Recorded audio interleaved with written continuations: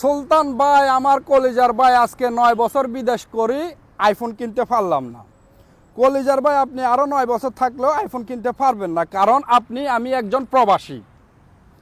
আমাদের আশা ইচ্ছা সাথ সব মারা গেছে ফ্যামিলির আগে।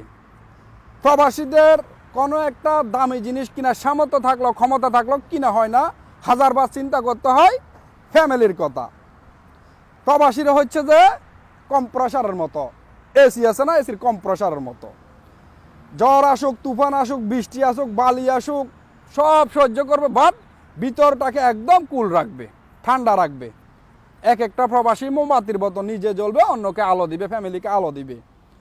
তো প্রবাসী ভাইদের জন্য একটা কথা, ভাই ফ্যামিলিকেও দেন, নিজের জন্য সেভ করেন। আপনি 10 বছর 20 বছর বিদেশ করে যাবেন, দেখবেন আপনার জন্য বাঁশ রেডি। সবাই অস্বীকার করবে আপনি কিছুই দেন নাই, জিরো। এটা বাস্তবতা ভাই।